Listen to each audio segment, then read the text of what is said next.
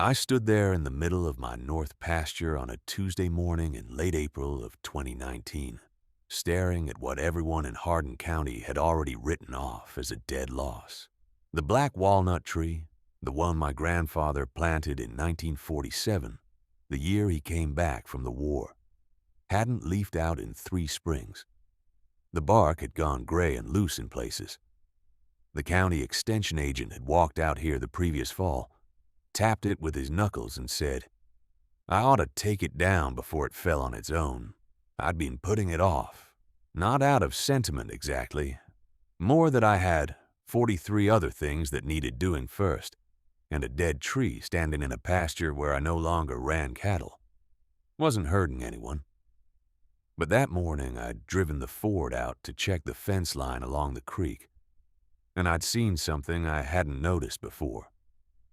There was a lump on the south side of the trunk, about chest height. Not a branch stub or a burl. I know what those look like. This was different. Smooth, almost polished, the size of a basketball, maybe bigger. The bark around it had split in a clean vertical line, and through the gap I could see something that wasn't wood. I walked closer. The grass was still wet with dew, and the air smelled like turned earth from the Kowalski place a quarter-mile west, where they'd been disking since dawn. I put my hand on the lump. It was cold, hard, not tree at all. I pulled my pocket knife and worked the tip into the split bark, prying it back carefully.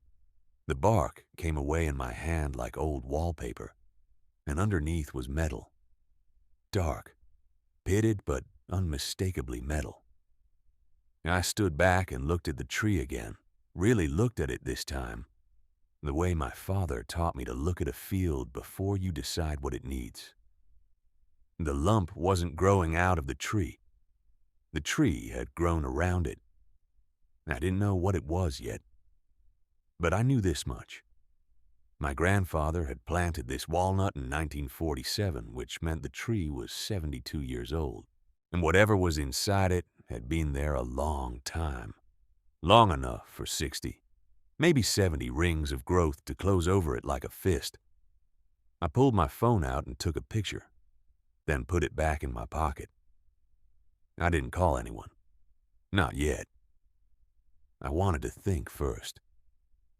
I walked back to the house and sat on the porch for a while, just looking out at the field. It was a Tuesday, mid-morning, and the light was coming in flat and white the way it does in late October when the leaves are mostly down. I could see the walnut from where I sat, about 200 yards out, standing alone near the fence line. From that distance, it looked like any other tree. But I knew what was under that bark now, and it changed everything.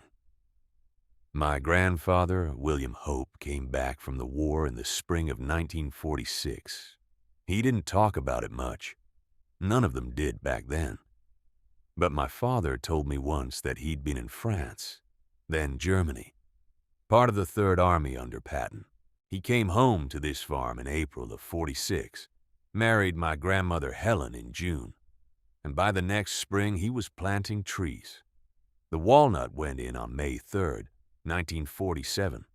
I know the date because he kept a ledger, a green cloth-bound book with ruled lines, and he wrote down everything. What he planted, where, and when. I still have that ledger in the desk in the front room. What I didn't have was any record of why he would have buried something metal at the base of a sapling, or what it was. I thought about calling my cousin Robert, who lives over in Decatur and knows more family history than I do. But I didn't. Not yet. I wanted to see it first. Really see it. Because if I was right about what I was starting to suspect, this wasn't something you talked about on the phone. I went back out to the tree around 2 in the afternoon with a handsaw, a pry bar, and a tarp. The wind had picked up, and the sky had gone gray. I could smell rain coming. I started cutting away more of the dead bark, working in a circle around the lump, and the more I exposed, the clearer it became. It wasn't random metal. It had edges, corners. It was a box. A steel box, maybe 10 inches wide and 8 inches tall, welded shut, and the tree had grown over it so completely that the wood had fused to the metal in places. I ran my hand over the surface and felt raised lettering, worn almost smooth but still there. I couldn't read it in the fading light, so I pulled out my phone and turned on the flashlight. The letters were stamped into the steel military style, half an inch tall.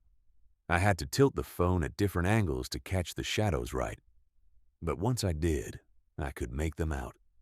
U.S. Army Corps of Engineers, property of United States government, 1944.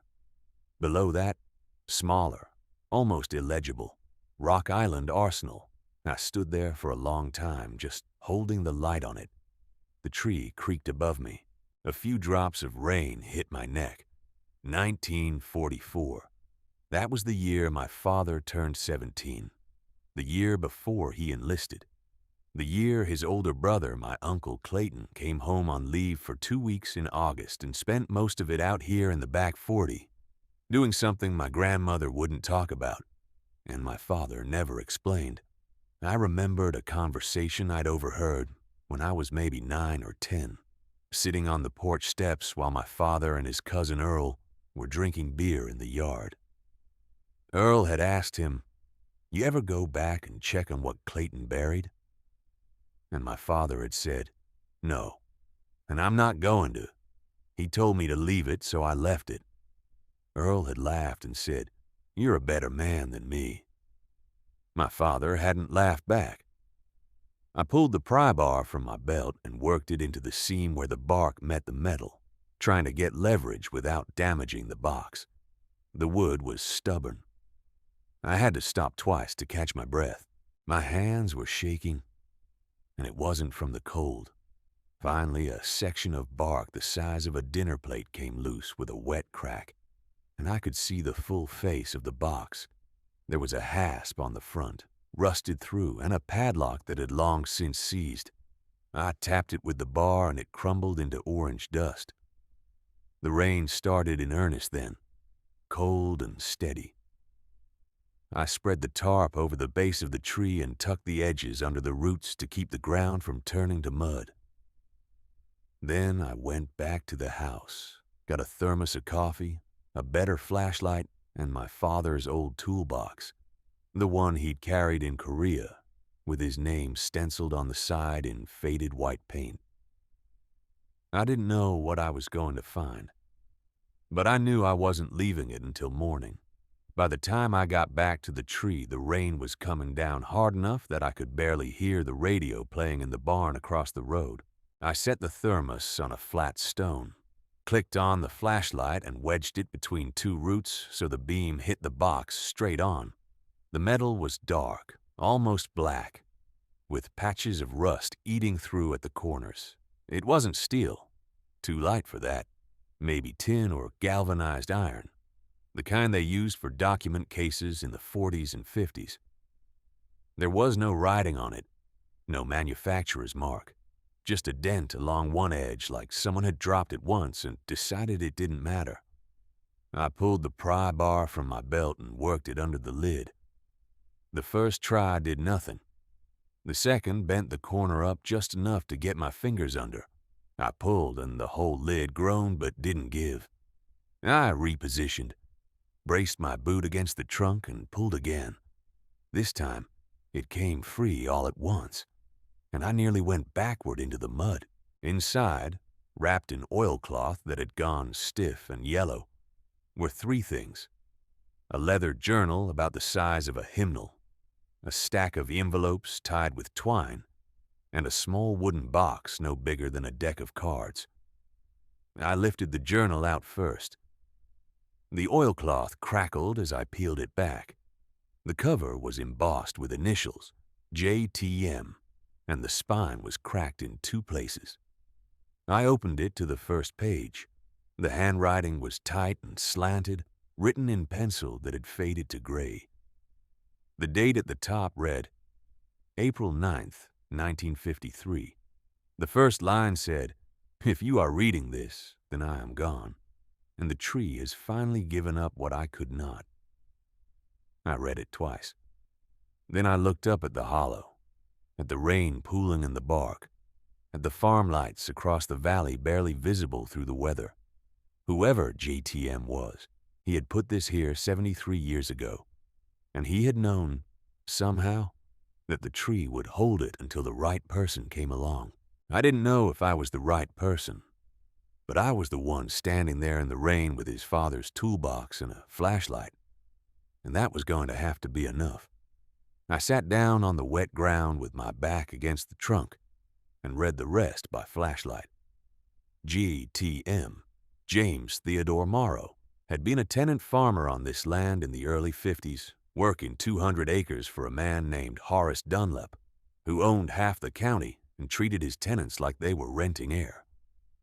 Morrow had found something in the northeast corner of the property, near the old fence line that bordered the Kaskaskia tributary, a seam of clay that fired white and clean, the kind potters in St. Louis were paying $60 a ton for when corn was bringing $1.10 a bushel. He dug test pits at night, fired samples in a coffee can on his stove, and confirmed it. 3 acres of pure white clay, maybe 8 feet deep. He wrote that it could have cleared his debts, bought him his own place, sent his daughter to normal school in Maycomb. But the lease said anything under the ground belonged to Dunlap, and Dunlap was the kind of man who would have taken it all and given Morrow nothing but a handshake and an eviction notice for digging without permission. So Morrow buried the knowledge. He wrote it all down, the exact location, the depth, the quality, the St. Louis contacts who'd pay cash on delivery. And he hid it in the only place on the farm that was his and his alone. The hollow of the sycamore his daughter used to climb. The one tree Dunlap had promised in writing would never be cut, as long as Morrow kept the land in good order. He wrote that he hoped his daughter would come back someday, find the notebook, and use it when Dunlap was dead and the land had changed hands. But she never came back. She married a machinist from Peoria in 1954 and moved north, and Morrow died of a heart attack in the barn in 1956, 48 years old, and the notebook stayed in the tree. I looked up from the page. The rain had slowed to a mist.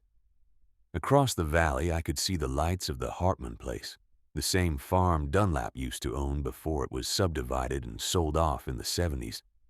The northeast corner Morrow described, I knew exactly where it was. It was part of the 12 acres the county had offered me in the settlement. I folded the notebook carefully and slipped it into my jacket. Then I stood up, clicked off the flashlight, and started back toward the truck. The next morning, I was at the county assessor's office before they opened. I had the notebook in my truck, but I left it there. No need to explain where I'd gotten the information. I just asked to see the original survey maps for the Hartman property, the ones from before the subdivision. The clerk, a woman named Phyllis Kern, who'd gone to school with my daughter, pulled the plat books without asking why. I spread them across the table under the fluorescent lights and traced the boundary lines with my finger. The northeast corner of the original Dunlap farm, what Morrow had described as the high ground past the second drainage tile outlet, was now split between 2 lots. One belonged to a man from Chicago who used it for hunting twice a year. The other was part of the 12 acres the county had offered me. I asked Phyllis for a photocopy of the map, folded it into quarters, and drove straight out to the site. It took me 40 minutes to find the spot. The land had been graded and regraded over the decades, and the old tile lines were buried or broken. But I had Morrow's measurements, 218 feet northeast from the property corner, then 36 feet due east to a limestone outcrop he'd marked with an X in red pencil. The outcrop was still there, half covered in brush and wild grape. I paced it off twice to be sure. Then I started digging. The ground was soft from the rain. I used a post hole digger at first, then switched to a flat spade when I hit clay at 18 inches. At 2 feet down, the blade struck something solid. I cleared the dirt away with my hands. It was a metal box about the size of a car battery, wrapped in oilcloth and sealed with tar. The tar had cracked in places, but the cloth was still intact. I lifted it out carefully and set it on the grass. My hands were shaking. I peeled back the oilcloth. Inside was a lockbox, dark green with a brass latch and a keyhole stamped with the name Mosler Safe Company, Hamilton, Ohio. I didn't have a key. I carried the box back to the truck, set it on the passenger seat, and drove home. I didn't open it until I was standing in my own kitchen with the door locked and the blinds drawn. I used a chisel and a hammer. The latch was rusted, but the hinge pins were still good. It took me 20 minutes to work the chisel under the lip without bending the metal. When it finally popped open, the smell that came out was old paper and machine oil and something faintly sweet like dried tobacco. Inside were 3 things. The first was a leather journal, about 5 by 8 inches with a strap buckle and pages that had gone tan at the edges. The second was a stack of bills, $20 notes, maybe 40 of them, all from 1952, wrapped in a rubber band that disintegrated when I touched it. The third was a folded survey map, hand-drawn in ink on linen paper, showing the original 40-acre parcel my grandfather bought in 1931, with every fence line, every building, every tree marked in his handwriting. In the bottom right corner of the map, in pencil, he had written, "Planted October 14th, 1933. Witness tree. Do not cut." I opened the journal. The first entry was dated March 9th, 1931. The handwriting was small and slanted, the kind you learned with a steel nib. Most of it was farm records. Seed purchases, rainfall, yields per acre, equipment repairs. But starting in October 1933, there were entries about the tree. He had planted it himself, a sapling he dug from the woods near the creek. He wrote that he planted it on the exact spot where he and my grandmother had decided to build their life together, the day after they were married. He called it their witness tree. Over the years, he recorded its growth, height, trunk diameter, the year it first gave shade, the year a lightning strike took off a limb but didn't kill it. The last entry was from August 1964, 2 months before he died. It said, "Tree still stands, marks the center of everything. If you're reading this, you know where to look." I sat at the kitchen table for a long time, the journal open in front of me, the map spread out beside it. The money didn't matter. What mattered was that he had left a message, and I had found it 58 years later, because I had paid attention to a lump on a tree that everyone else said was dead. I called the bank the next morning, told them I'd have the payment in full by the end of the week. The woman on the phone, same one who'd sent the final notice, went quiet for a moment, then said she'd note it in the file. I didn't explain. Didn't need to. I took the box to the county assessor's office on Thursday. Showed them the deed, the survey map, the journal. They pulled the original plat from 1908, compared the measurements, confirmed the coordinates. The land had been annexed into the neighboring parcel in 1967, 3 years after my father died, during a county rezoning. No one had contested it because no one knew it existed. The assessor, a man about my age named Ed Kowalski, looked at me over his reading glasses and said, "Your father was a careful man." And I said, "Yes, he was." The developer's offer came in at $340,000. The land sat right where they needed road access for the second phase. Without it, they'd have to reroute around the creek, add a 1/4 mile of asphalt, and delay the project by a year. I took the offer, paid off the farm, the equipment loan, and the property taxes going back 2 years. Put the rest into an account for my granddaughter's college. The tree came down in late October. I was there when they felled it. It took 4 men with chainsaws and a skidder to pull it over. When it hit the ground, the trunk split clean along the hollow where the box had been. Inside you could see the layers of rot, the beetle galleries, the soft punk wood that crumbled when you touched it. One of the crew said it was a miracle it hadn't come down in a storm years ago. I kept a section of the trunk about 2 feet long and set it on the porch next to the chair where I sit most evenings. It's not much to look at, just a piece of dead wood with a hole in the middle. But every time I see it, I think about my father standing in that field in 1946, planting a tree to mark the place where his life began, and leaving a message for someone he'd never meet. Sometimes the things that look dead are just waiting for the right person to notice. Sometimes the answers are buried so deep you have to be willing to dig past what everyone else sees. And sometimes the only way forward is to remember where you came from. If you've got your own witness tree, your own small piece of ground that nobody else believes in, I'd like to hear about it. Leave it in the comments, and if this story meant something to you, subscribe. There's more where this came from.